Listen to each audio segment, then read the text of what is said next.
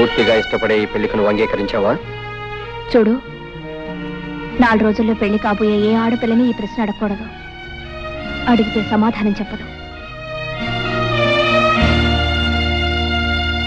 సుముహూర్తే సావధాన, సుముహూర్తమస్తు, సుప్రతిష్ఠితమస్తు, అయం ముహూర్త సుముహూర్తోస్తు. ధర్మే చ అర్థే చ కామే చ త్వయేష నాతిచరామి నాతిచరామి. అంటే సర్వకాల సర్వావస్థల్లోనూ కలిమిలో గాని, లేమిలో గాని, కష్టంలో గాని, సుఖంలో గాని, ఆశలో గాని, నిరాశలో గాని, మోక్షంలో గాని ఒక్కరిని విడిచి మరొకరు ఉండము అని అర్థం. ఎంత పవిత్రమైన అర్థం అందులో ఇమిడి ఉందో మీరు అర్థం చేసుకోండి. ఎంత గంభీరమైన భావం అందులో ఉందో మీరందరూ తెలుసుకోండి. మాంగళ్యం తంతునానేన మమ జీవన హేతునా కంఠే భద్రాని శుభగే దేవ శరదాం శతం సర్వమంగళ మాంగళ్యే శివే సర్వార్థ సాధకే శరణ్యే త్ర్యంబకే దేవి నారాయణి నమోస్తుతే. ఆ మాటకు వస్తే ఓ మగాడు ఆడదాని మెడలో తాళి కట్టడం అంటే ఓ స్త్రీ నా పరువు, ప్రతిష్ట, నా గౌరవం, సంపద, నా శరీరం, మనస్సు అన్నీ ఈ పసుపు తాడుగా నీ మెడలో వేస్తున్నాను అని అర్థం. ఆ ముడివడిన కొంగులు పవిత్రమైన వివాహం అనే బంధానికి చిహ్నం. అగ్ని చుట్టూ ప్రదక్షిణం చేయడంలో ఒక గొప్ప విశేషం కూడా ఉంది సుమండి. వేద మంత్రాల శబ్దంలో, పండిత శ్రేష్ఠుల పవిత్ర ఆశీస్సులతో పడిన ఈ 3 ముళ్ళకి సాక్ష్యం నేను సుమా. ఇంత పవిత్రమైన బంధాన్ని ఎవరు కించిపరిచినా, ఆటలాడుకున్నా జీవితాలు మసైపోతాయి సుమా అని హెచ్చరిక. అయ్యా, అదండి ఈ విషయం. సాంప్రదాయం ఈ కాలం కుర్రాళ్ళకి శాదస్తంగా కనిపిస్తుంది కానీ దాని అర్థం తెలుసుకోవడానికి ఎవరూ ప్రయత్నించడం లేదు. ఇది సరే, ఇక వివాహం పూర్తయింది. ఇక విందు భోజనాలు కానిద్దాం, లేవండి.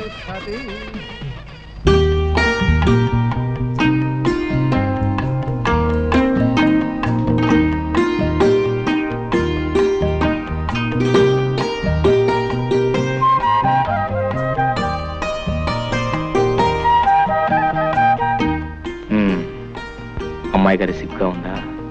సిగ్గుగానే ఉంది. ఈ గదిలో ఒక్కగాను ఉంది. ఓ సింతే కదా, కౌగులిస్తే సిగ్గు పోతుంది, ఆ కిటికీ తలుపులు తెరిస్తే ఒక్క పోతుంది.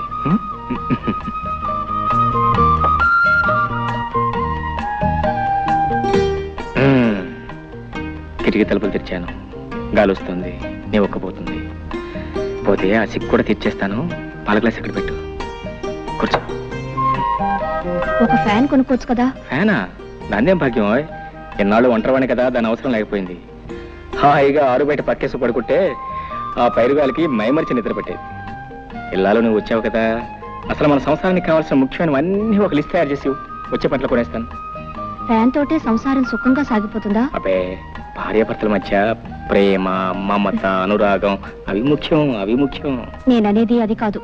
మరి ఎంచక్కా తాతయ్య గారింట్లో గదికొక ఫ్యాన్ ఉంది. కొళాయి తిప్పితే నీళ్ళొస్తాయి. భోజనానికి టేబుల్, కుర్చీలు, పడుకోవడానికి డబుల్ కాటు. దేనికైనా అదృష్టం ఉండాలి. అదృష్టం కాదు, డబ్బులు డబ్బులు ఉండాలి. నేలను బట్టి నీళ్లు, లక్షణాలను బట్టి లక్షణాలని మన పెద్దలు ఊరికే అన్నారా? చూడు, వెనక ఒక మాట చెప్పనా, మనకున్నదాన్ని మనం స్వర్గం అనుకుంటే స్వర్గం, నరకం అనుకుంటే నరకం. కుళాయి తిప్పినా వచ్చేది ఆ నీళ్లే, మన పెరటి బావిలో తోడినా వచ్చేది ఆ నీళ్లే. ఫ్యాన్ తిరిగినా వచ్చేది ఆగాలే, మన కిటికీ తలుపు తెరిచినా వచ్చేది ఆగాలి. పందిరి మంచమైనా, డబుల్ కాటైనా నిద్ర ముఖ్యంగానే మంచం కాదు. సర్లే, మగాళ్ళకి ఏదో సర్ది చెప్తారు. సత్య చెప్తాం కదా, జీవితానికి అర్థం చెప్తున్నాను. ఎందుకు? బాగా చెప్తాను.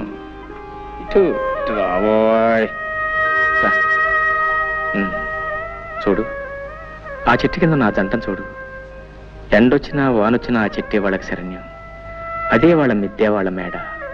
జానకి, ఓ మాట చెప్పనా, జీవితంలో మనకంటే ఉన్నవాళ్ళని చూసి మనం బాధపడే కంటే, మనకంటే లేని వాళ్ళని చూసి వాళ్ళకంటే మనం ఎంత అదృష్టవంతులమో తెలుసుకుని సంతోషించడం ఎంతో మంచిది. అదే జీవిత సత్యం, అదే జీవితాన్ని అర్థం చేసుకోవటం. అర్థమైందా? నవ్వు నవ్వు.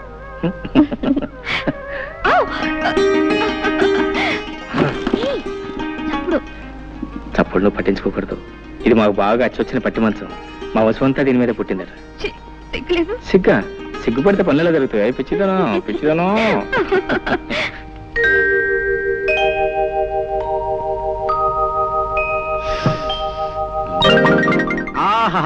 స్వాగతం సుస్వాగతం రా. నాకసలు పెళ్ళే అవదని పిల్లనివ్వమని ఈ ఊళ్ళో చాలా మంది కారు కోతలు రైలు కోతలు కూడా కూర్చారు. అందుకే నేను సీక్రెట్ గా పెళ్లి చేసుకున్నా.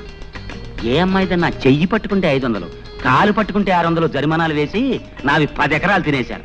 రేపటి నుంచి నీ కాళ్ళు చేతులు నడి సెంటర్లో రోజుకి 100 సార్లు పట్టుకుంటాను. ఎవడేం చేస్తాడో చూస్తాను రా.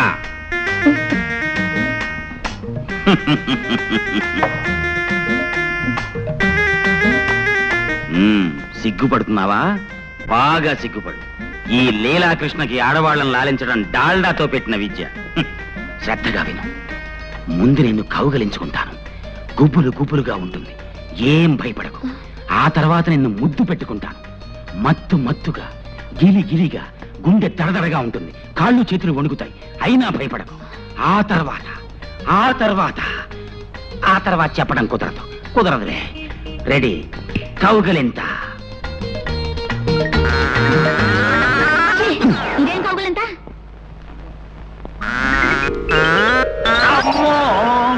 కౌగులింతంటే ఇలా ఉండాలి. ఓర్ నాయనో. సరే, ఇప్పుడు ముద్దు పెట్టుకుంటాను. ఇదే ముద్దు? ముద్దంటే ఇలా ఉండాలి. ఓర్ నాయనో, ఈ దేవుడోయ్, నా కొంప ముంచావు కదే. ఏమే, నీకు ఇవన్నీ ఎవరు నేర్పారో చెప్పు. మా బావ. శ్రీకృష్ణ, నాకు ఏమిటి పరీక్ష? బయటికి పో. నిన్ను మీ బావని సెంటర్ చూసి పడి చేస్తాను. పో. ఏమిటండి కేకలు? బావన తర్వాత ఇట్టంటే ఆటలు ఆడుకోరా? కౌగిలించుకోవటం, ముద్దు పెట్టుకోవటం ఇవన్నీ ఆటల. పాపప్పల్లే, పాపాత్మురాల. పో. మీ మొహం. చిన్నప్పుడు బావ మరదలు ఆడుకునే బువ్వాలాటలండి. చిన్నప్పుడా? అంటే ఇంతప్పుడా? అమ్మయ్యా, బతికించావు కదే. మీ బావ ఎక్కడున్నాడు? మిలిటరీలో. తేడా వదిలిపోయింది. నీకెప్పుడన్నా బొవ్వాలాట్లు ఆడుకోవాలంటే నాతోనే ఆడుకో, ఇంకెవరితోనూ ఆడుకో. పడుకో, కళ్ళు మూసి పడుకో. జ్యోతి, నా మంచి చెల్లి. బావ పొలానున్నాడు. ఈ క్యారేజ్ పట్టుకెళ్ళి బావకిచ్చిరా. మీ ఆయనకి నేనెందుకు ఇవ్వాలి? నీకు బావ కాదంటి, మంచి తల్లి.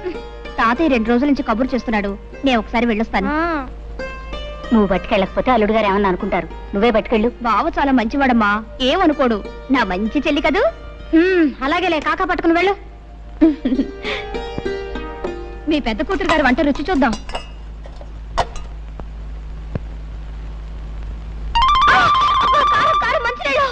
చాలే ఊరుకోవే, మరీ నడమంత్రం. దానికి అసలు వంటే చేతగానట్టు మాట్లాడతావు.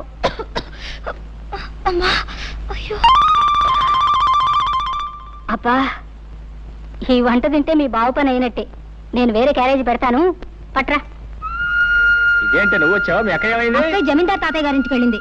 ఆహా, కట్టుకున్న 3 కంటే జమీందార్ తాతయ్య ఎక్కువాడనమాట. అంత కోపం ఏంటి బావా?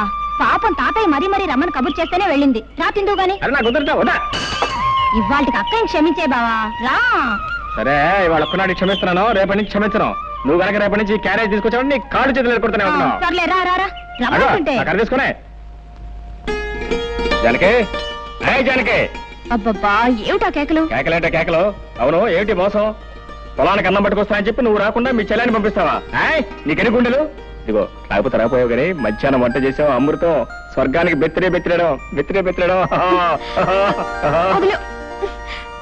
నీ మట్టి వాసన, చెవట కంపు భరించలేకపోతున్నాను. ముందెళ్ళి స్నానం చేసిరా.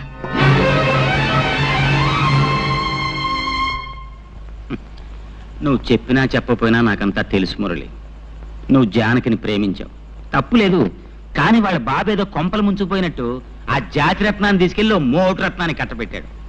ప్రేమించిన ఆడ దొరకపోతే ఎవరికైనా బాధే. మరి అంత మాత్రాన్ని నువ్వు ఇలా మనసు పాడు చేసుకోవటం నాకు బాధగా ఉంది. జరిగింది మర్చిపోవటం అంత తేలిక కాదు. కష్టమే, చాలా కష్టం, నాకు తెలుసు.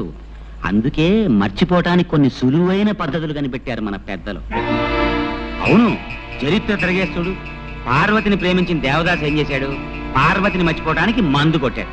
అందాక ఎందుకు, ప్రేమ్నగర్ సినిమాలో నాగేశ్వరరావు ఏం చేశాడు? వాణిశ్రీని ప్రేమించి ఆ అమ్మాయి తిరస్కరించిన తర్వాత బాటిల్ ఓపెన్ చేశాడు. అతనే కాదు, చరిత్రలో భగ్న ప్రేమికులందరూ బాధని మర్చిపోవటానికి మందునే ఆశ్రయించారు. ఏదిగో లీలాకృష్ణ, ఏమిటిదంతా? వద్దు ప్లీజ్. అమ్మమ్మా, మనం చరిత్రను అవమానించకూడదు. పెద్దలు నడిచిన తోవనే మనము నడవాలి. ఇది ముందు కొంచెం ఘాటుగా ఉంటుంది, ఆ తర్వాత బగరుగా, తియ్యగా, చేదుగా, అచ్చం ఉగాది పచ్చడిలా ఉంటుంది. అబ్బా,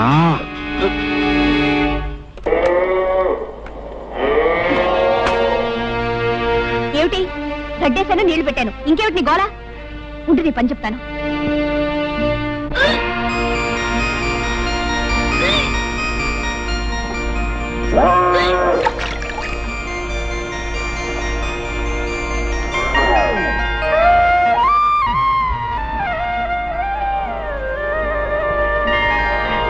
నీకడు బంగారం కాను, ఇంత మంచి వార్త ఎవరికి చెప్పొద్దంటావే. ఉండు జ్యోతి, నేను చెప్పేది పూర్తిగా వినమ్మా.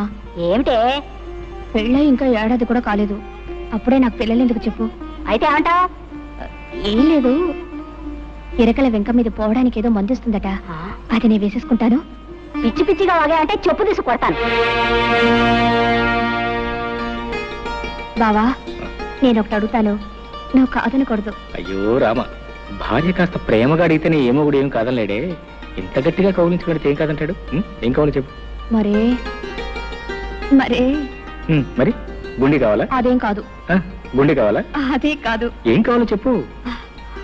మరి మరి మరి పెళ్ళైన ఏడాదికి పిల్లలు పుట్టేవాళ్ళ మీద నీ అభిప్రాయం ఏమిటి? ఏడాదికి పుడితే అదృష్టవంతులు, 9 నెలలకి పుడితే మంచి కష్టజీవులు అనమాట. 4-5 సంవత్సరాల తర్వాత పుడితే వాళ్ళ మొహం, వాళ్ళ గురించి కూడా ఒక అభిప్రాయం, ఒట్టి బద్దగస్తులు అనమాట. అవును, నువ్వేదో అడుగుతావని చెప్పి ఏమిటి అడుగుతావేంటో? మర్యాదగా చెప్తావా లేకపోతే వెళ్ళి నీళ్లు పెడతావా? అబ్బా, నీదంతా కంగారే, ఏది సరిగా వినవు. ఏది నువ్వు చెప్తాగా వింటాకే, చెప్పు. నేను నెల తప్పాను. తప్పగా నీళ్లు పెట్టవా? అబ్బా, ఏది అర్థం కాదు. 1 నెల కాదు, 3 నెలలు వరుసగా తప్పాను. 3 నెలలు కాబట్టి 6 నెలలు తప్ప. ఇప్పుడు ఏం పోయింది, తర్వాత మాట్లాడుకోవచ్చు. వెళ్ళి నీళ్లు పెట్టు. నా చెమట పడి చూస్తుంటే ఏంటి వరుసగా 3 నెలలు తప్పానన్నావా? 3 నెలలు? 3 నెలలు తప్ప నేను 6 నెలలు తప్పానా?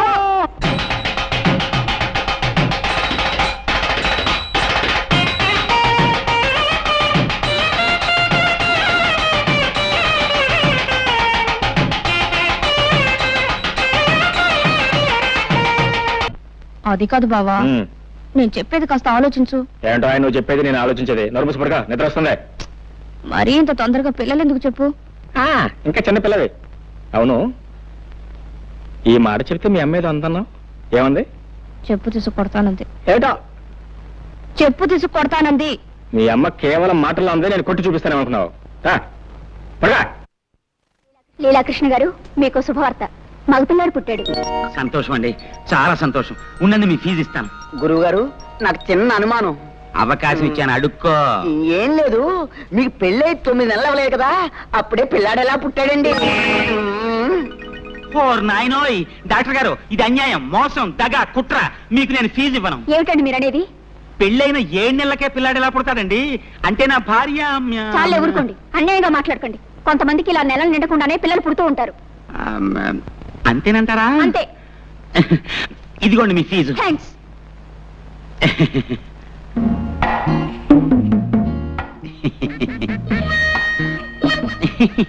చీ చీ చీ చీ చీ. ముక్కు నాదే, మూతి నాదే, కళ్ళు నాదే. భలేవారేనండి మీరు. అబ్బాయి అచ్చం మీ పోలికే. నా పోలికి రాతే ఇంకెవడి పోలికి వస్తుంది? చెప్పు తీసుకొడతాను.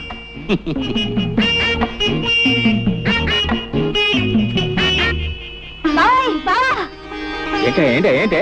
అయ్యో అయ్యో ఏంటే? ఈ మహారాజు గారికి మహాలక్ష్మి పుట్టింది. నా కూతురు పుట్టిందా? ఇదిగో ఈ 100 రూపాయలు తీసుకుని మీ ఇష్టం వచ్చిన సరదాలు ఏమైనా చేసుకోండి.